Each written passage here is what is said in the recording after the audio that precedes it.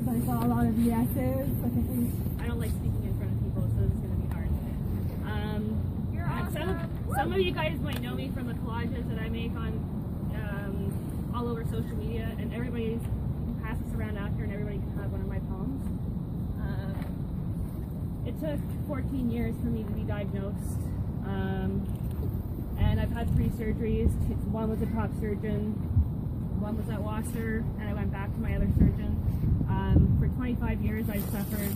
I've seen over 40 doctors. I have had like 20 CAT scans, MRIs, and the mental toll is what has played on me the most out of anything. I was always told that I was crazy. Doctors had told me that they couldn't see me anymore because I cried too much.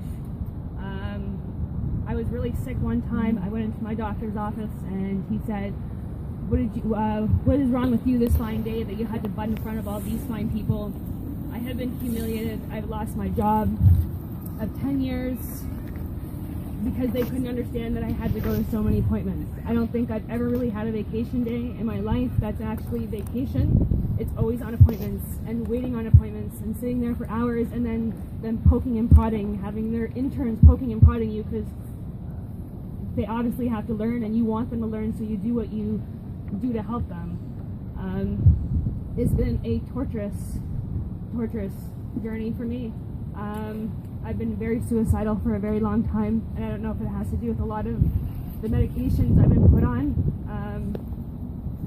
But the reason I even made the Faces of Endo was for people to know that they weren't alone, that I was always there. I am on social media 24 hours a day, even if I'm sleeping. I have spent the last 3 years non-stop helping people, trying to let them know that they're not alone. And I had a radical hysterectomy in March, so I'm almost 1 year post-op. And I didn't do it because I know that it will cure endo. I did it more for closure. I don't want anybody touching me down there. I recently separated because the feeling to be intimate with anyone ever again, I just don't ever want to go through that again. It's torture. It's like the worst torture ever. So during this time, after my surgery, I lost all feeling in my arms, and I usually write letters to a lot of my endo sisters all over the world. So because I couldn't write, I typed a poem so people could understand what I was going through instead of having to repeat my story all the time. So I'll read that. It's called The Devil Within. I woke up one day and everything changed. The life that I knew was now so strange. The pain was intense. It brought me to my knees. What was this pain that just wouldn't ease?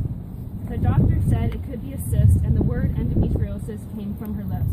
What was that? I just didn't know, nor did my mother, so we just let it go. In a fetal position on a hard floor is where I lay pleading for the pain to be no more. Months turned to years, and tears turned to fear. No one can answer why my pain was so severe. It felt like a knife was jabbing me inside. My rectum was suddenly the new pain that thrived. IBS was what I was told, but I did not believe. Another diagnosis my mind could not conceive. My mind was drifting into a hole I could not escape. The further I got, I was convinced this was my fate.